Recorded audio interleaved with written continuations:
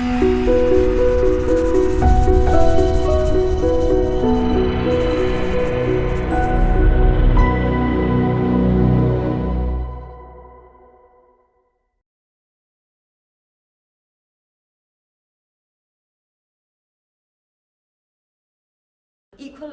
was a project that came out really because we are driven by what our business leaders want to do.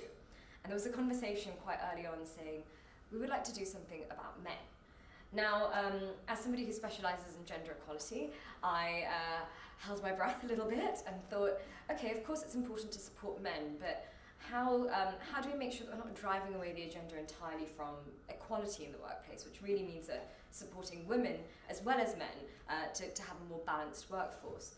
So we developed Equalize, which basically is looking at how, if we support men more, how does that then impact women's progression in the workplace too? So it's a really holistic project which looks at everyone and how we can make things better for most people within businesses. So Equalize looks at three main questions. We looked at what the organisational and societal barriers are preventing men from taking on caring responsibilities. We looked at what are the barriers, what are the enablers which can support men to take on more caring responsibilities. And then from that, how does that then impact women in the workplace as well? With the theory that in order to truly achieve gender equality in the workplace, we need to achieve gender equality at home too. So we did a number of different things to carry out this research, and it took place in really three different stages.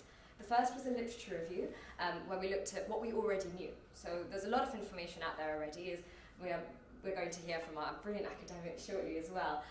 But there's a lot of theory about what we know, and we wanted to put this into practice with our organisations. So we did a literature review. Then we did a bunch of qualitative research as well. So this included focus groups, interviews, and the focus groups were quite fascinating because we looked at specific groups within all of that. We looked at male and female main earners and carers, and that was not just carers for children, we looked at carers for adults as well, and I'll speak about that shortly. We spoke to same-sex fathers with the theory of understanding what would happen if you didn't have those gender norms and stereotypes playing into a relationship as much.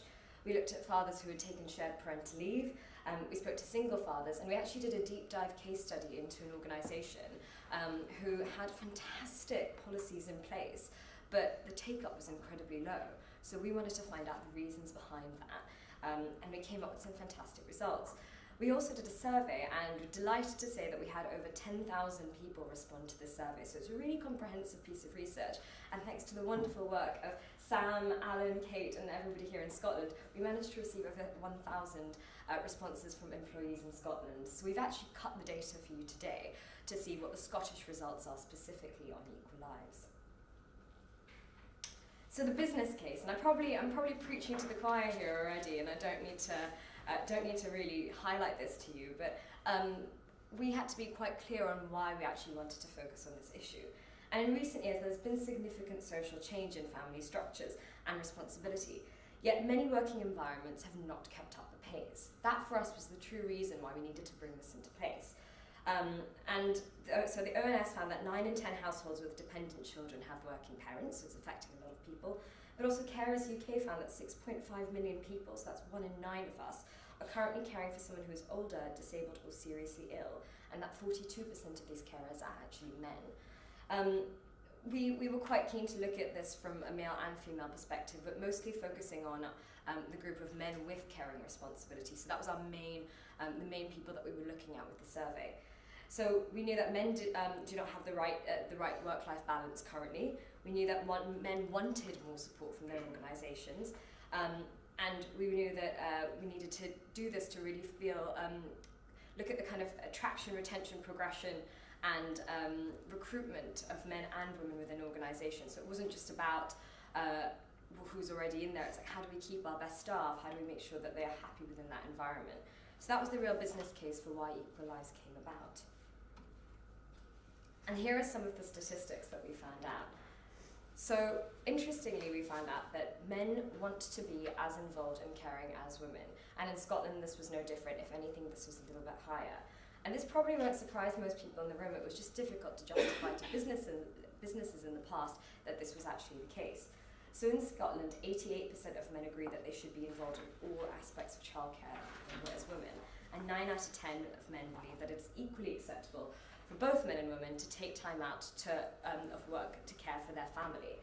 What was interesting about these statistics, though, is when you talk about the context of how then that plays out with their attitudes and behaviours and the differences between the two. Still, 30% of men believe that their main role was to be the breadwinner, and yet only 15% of women agree that women are better placed to take the lead in home and family responsibilities. So as you can see there, there's a real discrepancy between what men want and what men feel they should do. And there's again another difference here between what men want and what women want and what women feel men should be responsible for as well. These statistics are really staggering because especially in the conversations with a lot of men within the focus groups, they were saying, but I think my partner, particularly my female partner, wants to care for the children. She wants to be the sole breadwinner. The sole carer. And this actually indicates that women didn't feel that way. It was just an assumption that people were making a lot of the time. So we're trying to demystify that a lot more.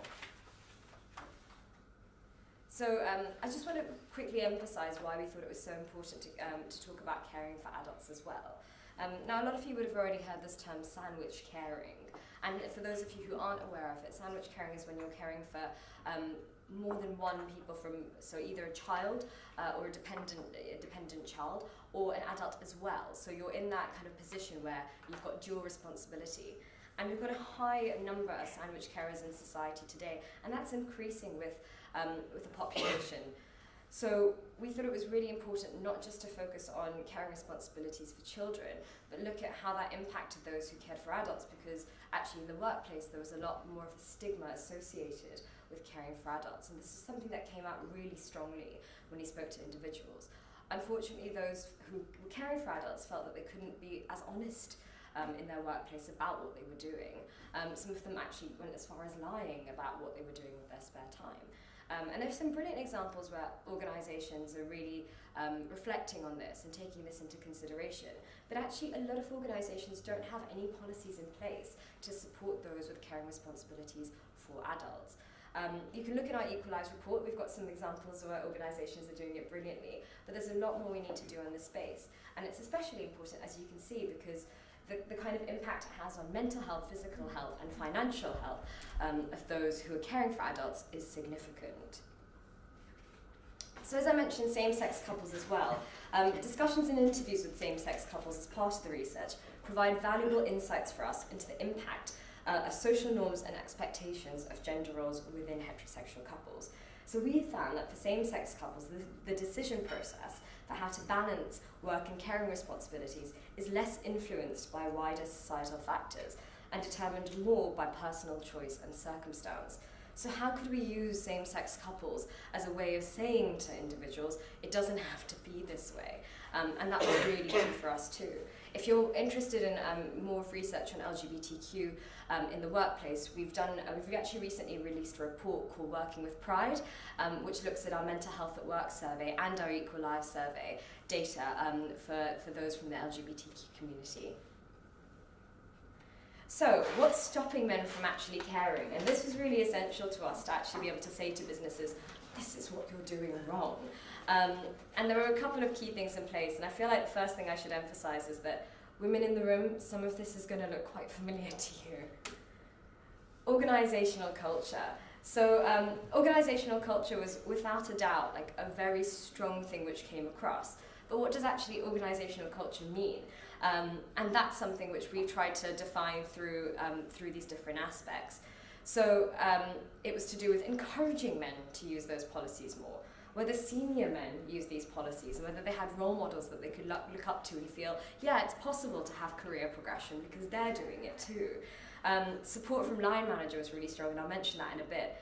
But it was also the biggest issue in Scotland and across the UK was that individuals were not taking caring responsibilities and using those policies because they were not confident that it wouldn't impact their career prospects. So 2 times more men than women with caring responsibilities actually believe that organisation expects them to put their work above their family responsibilities.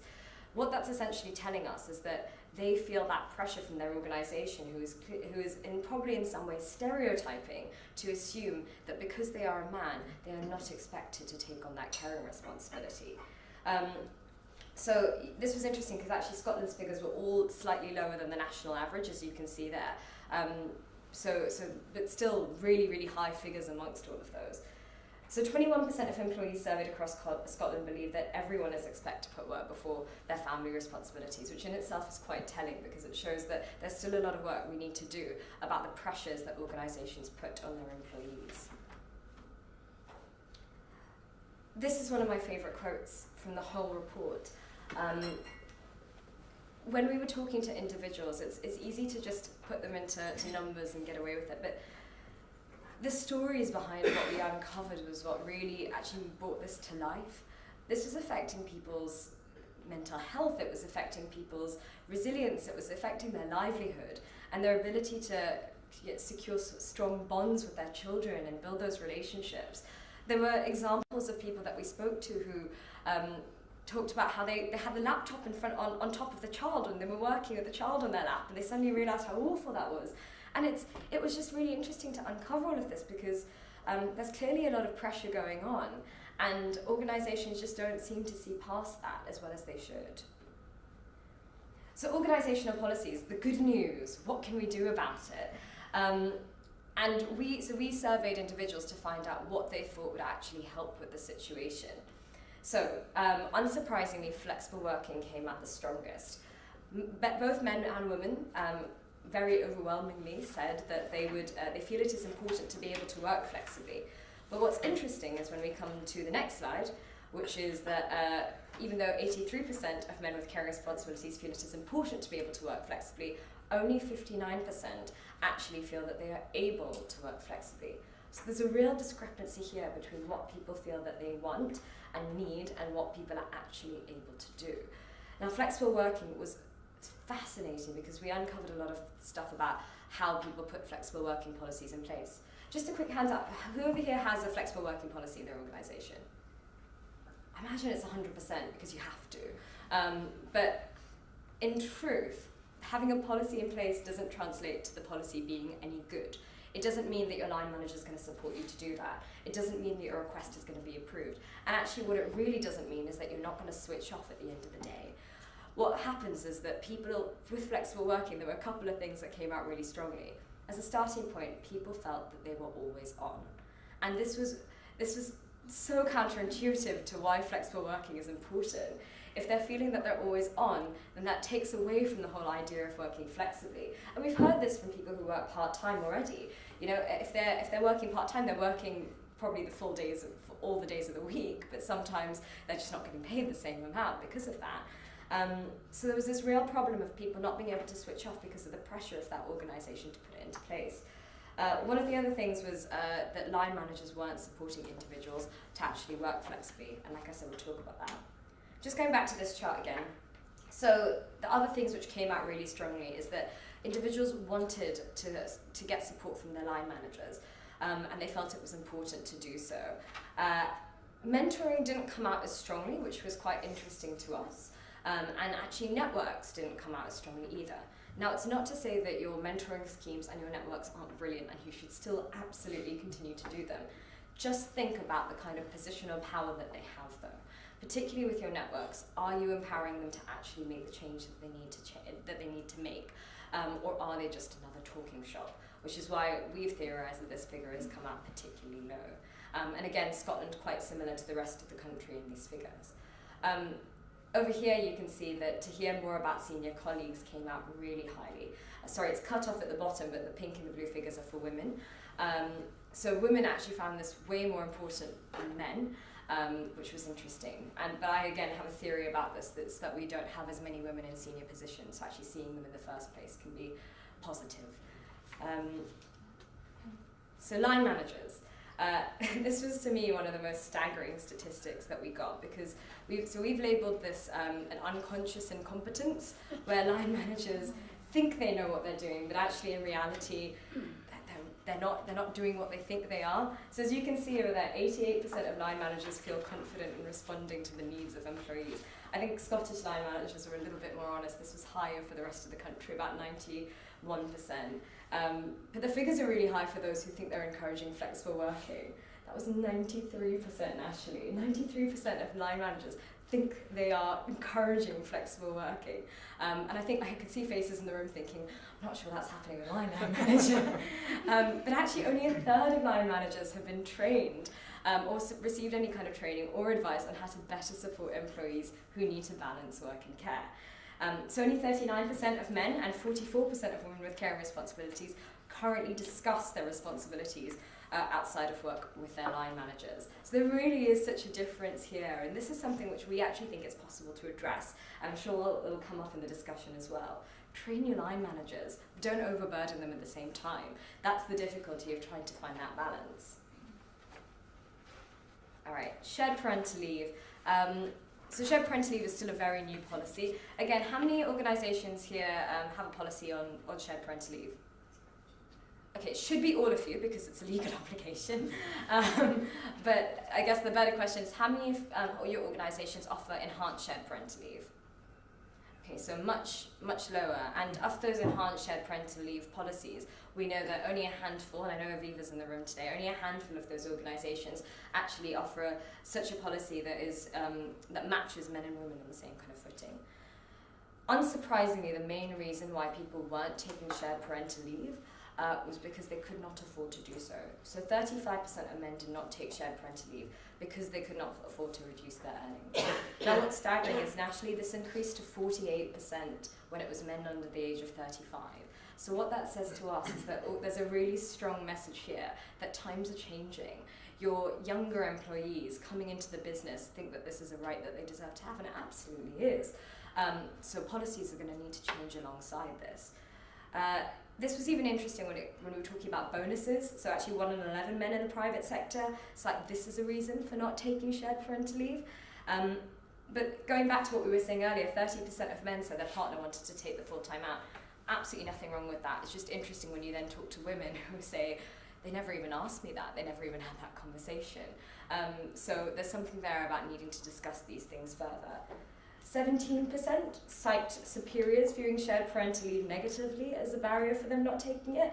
That's horrific. The idea that you wouldn't want to spend that time with your child because somebody like a line manager or a person in a senior position is making you feel the pressure not to, that's really disturbing. And clearly there's a lot that needs to be done about that.